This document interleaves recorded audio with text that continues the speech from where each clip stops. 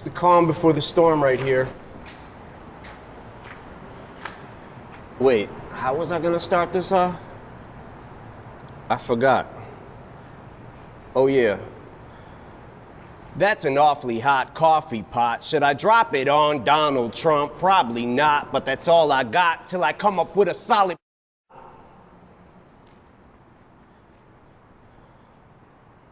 Got a plan and now I gotta hatch it like a damn Apache with a tomahawk. I'ma walk inside a mosque on Ramadan and say a prayer that every time talks, she gets a I'ma stop. But we better give Obama props, cause what we got in office now's a kamikaze that'll probably cause a nuclear holocaust. And while the drama pops and he waits for shit to quiet down, he'll just gas his plane up and fly around till the bombing stops. Intensity's heightened, tensions are rising. Trump, when it comes to giving a shit, you're stingy as I am. Except when it comes to having the balls to go against me, you hide them. Cause you don't got the nuts like an empty asylum. Racism's the only thing he's fantastic for. Cause that's how he gets his rocks off and he's orange. Yeah, sick tan. That's why he wants us to disband, cause he cannot withstand the fact we're not afraid of Trump. Walking on eggshells, I came to stomp. That's why he keeps screaming, drain the swamp, cause he's in quicksand. It's like we take a step forwards, then backwards. But this is his form of distraction. Plus he gets an enormous reaction when he attacks the NFL, so we focus on that instead of talking Puerto Rico with gun reform for Nevada. All these horrible tragedies, and he's bored and would rather cause a Twitter storm with the Packers. Then says he wants to lower our taxes. Then who's gonna pay for his extravagant trips back and forth with his fam to his golf resorts and his mansions? Same shit that he tormented Hillary for and he slandered, then does it more.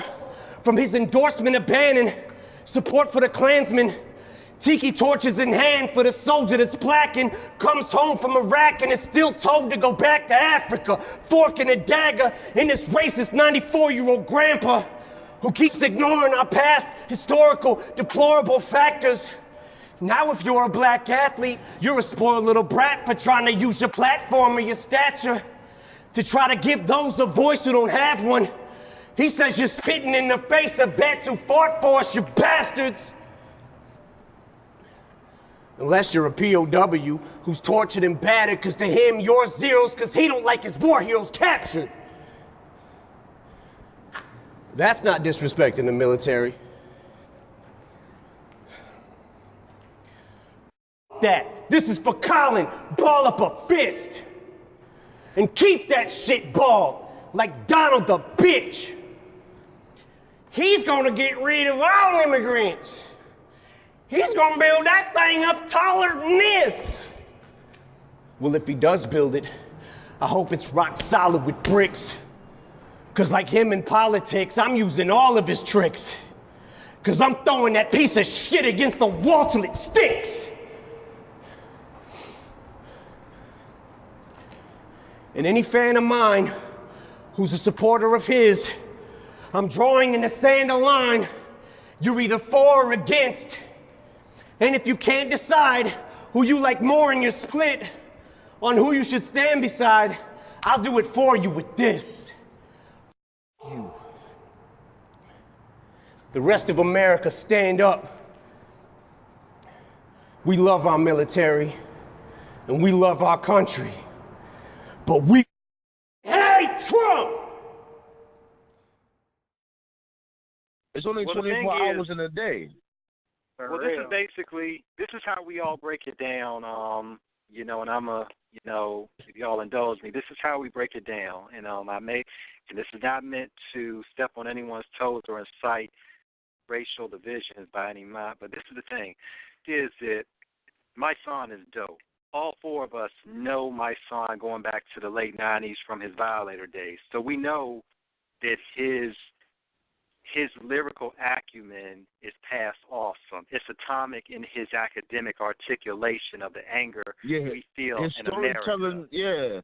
His storytelling skills is really crazy. Like it's past the Violator days. Because to tell you the truth, when he did that whole shit with Rough Riders and all that, I wasn't really feeling my song like that. I'm not even gonna hold you. When I say I'm not gonna hold you, that means I'm not gonna lie to you. That's what it means. That's New York slang. Right. But anyways, right. You know, he graduated ever since he went on Funk Master Flex with the freestyle. Like, look that up too. He went on Flex. It's an old freestyle. I think he did it like last year or the beginning of this year. Murdered that shit. And he murdered this shit too. And don't get me wrong, like I said before. The joint he spit at the March was hot. Yeah. You know, but the thing is, when you look at the dynamics of it from popular culture, the thing is, when you're looking at hip-hop from the world perspective of celebrity fame and from color, because Eminem is truly a part of the hip-hop nation, and he is one of us. And he was one of the white people who came out a grievance. And I've always said this, in terms of the fight against what we're dealing with right now in this country, it is going to take white people as well to speak up and say, we're tired of this racist bullshit, this fascism, this alt-right shit. It's going to take white people to get involved. And Eminem threw down the gauntlet to say, I'm with the black people. I'm riding with everybody in this country of color. And whose side are you on? You know, there is no... And that's what gave the freestyle impact. Exactly. With that, what you just said.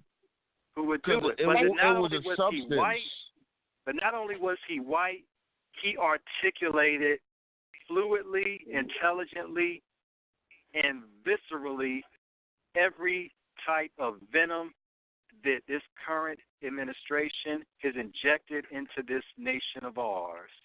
And he's doing a little comedy. You know, he's doing a little typical, comedy. that typical Eminem humor. Yeah. Exactly. And it was all the truth. And he said, boy, that's a hot coffee tea pot on top of Trump's pot. You know how Eminem be rapping this shit about the coffee pot. But this is something I would tell all black people too. We cannot start talking about whose rhyme was better when basically they're sending the same message that is just as sincere and from the heart. Because it's all about our voice. And as long as something that is proactive against oppression of people of color, I don't care who it comes from, as long as it speaks for me as an American, as a black man in America, as a proud black man in America who wants equality for everyone.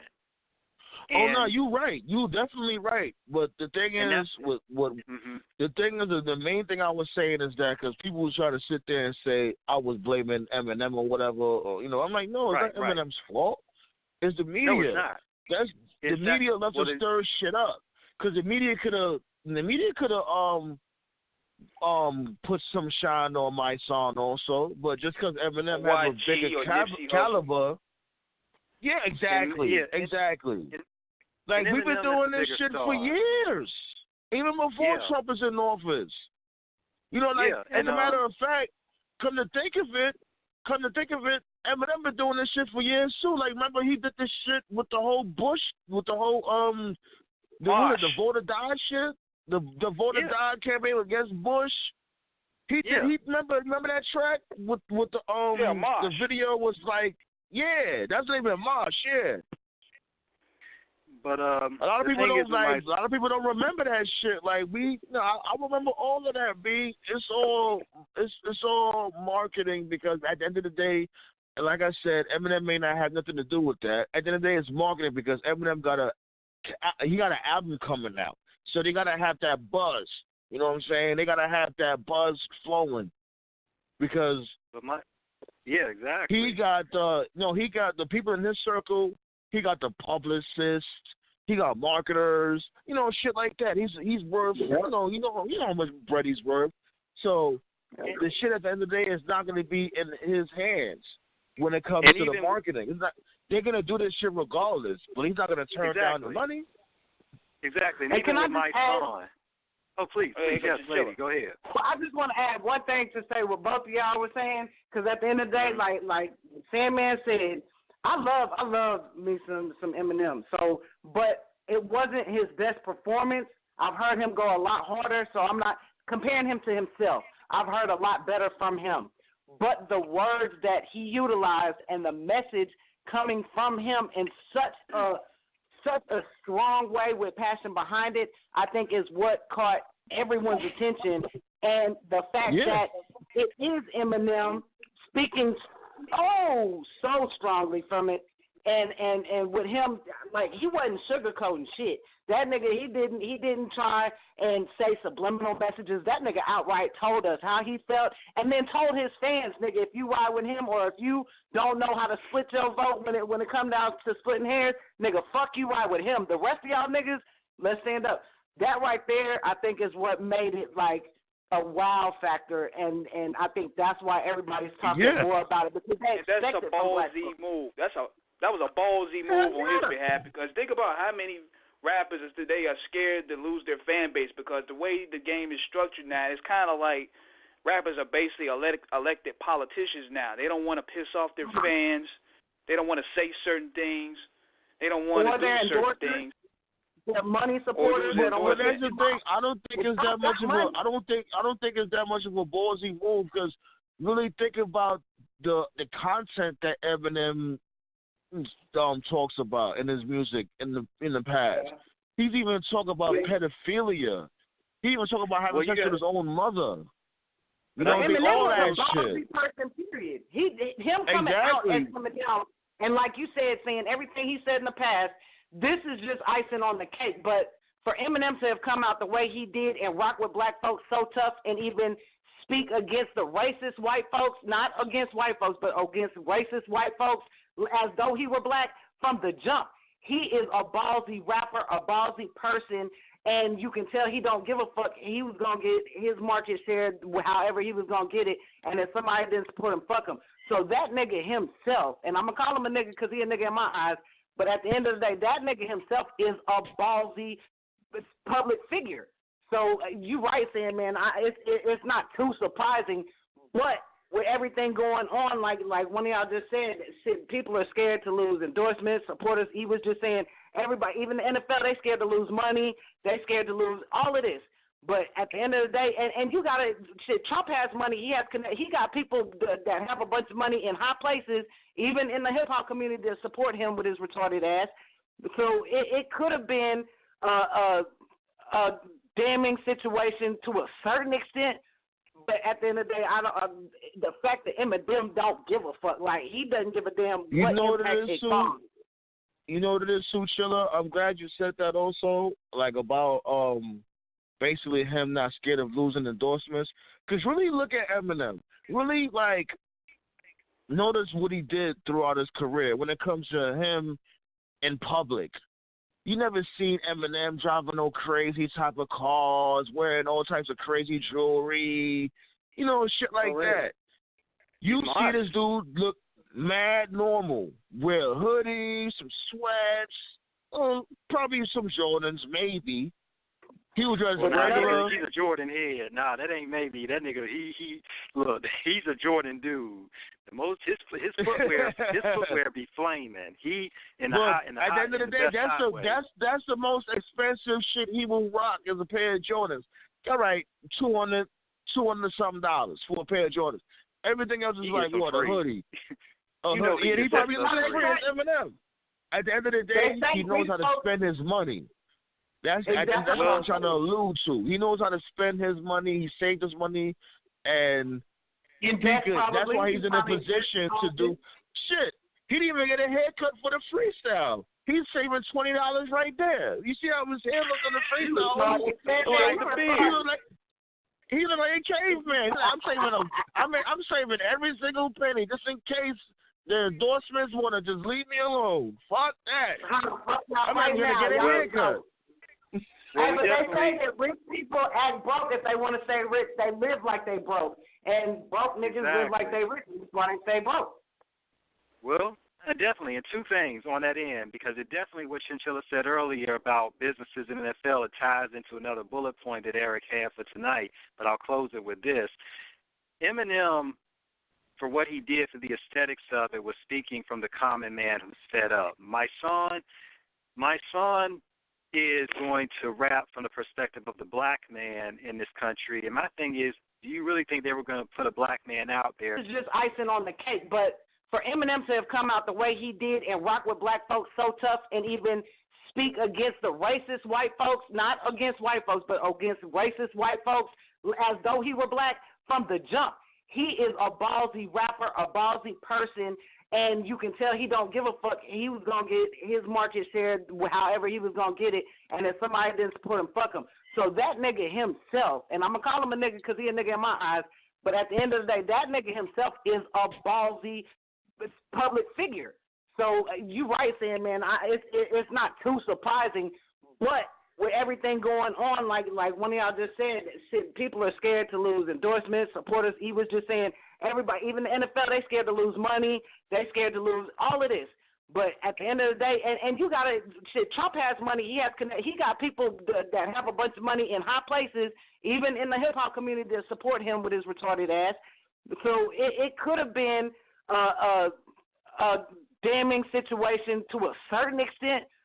But at the end of the day, the fact that Eminem don't give a fuck, like he doesn't give a damn what impact it caused. You know what it is, Sue Chilla? I'm glad you said that also, like about basically him not scared of losing endorsements. Because really look at Eminem. Really, like, notice what he did throughout his career when it comes to him in public. You never seen Eminem driving no crazy type of cars, wearing all types of crazy jewelry, shit like that. You see this dude look mad normal. Wear a hoodie, some sweats, probably some Jordans, maybe. He was dressed regular. He's a Jordan head. Nah, that ain't maybe. That nigga, look, he's a Jordan dude. His footwear be flaming. At the end of the day, that's the most expensive shit he will rock is a pair of Jordans. All right, $200 something for a pair of Jordans. Everything else is like what, a hoodie. He probably looks as free as Eminem. At the end of the day, he knows how to spend his money. That's what I'm trying to allude to. He knows how to spend his money. He saved his money, and that's why he's in a position to do shit. He didn't even get a haircut for the freestyle. He's saving $20 right there. You see how his hair looks on the freestyle? He look like a caveman. I'm saving every single penny just in case the endorsements want to just leave me alone. Fuck that. I'm not gonna get a haircut. Hey, but they say that rich people act broke if they want to stay rich. They live like they broke. And broke niggas live like they rich. That's why they stay broke. Well, definitely. And two things on that end, because it definitely, what Chinchilla said earlier about businesses in the NFL, it ties into another bullet point that Eric had for tonight, but I'll close it with this. Eminem, for what he did for the aesthetics of it, was speaking from the common man who's fed up. My son is going to rap from the perspective of the black man in this country. And my thing is, do you really think they were going to put a black man out there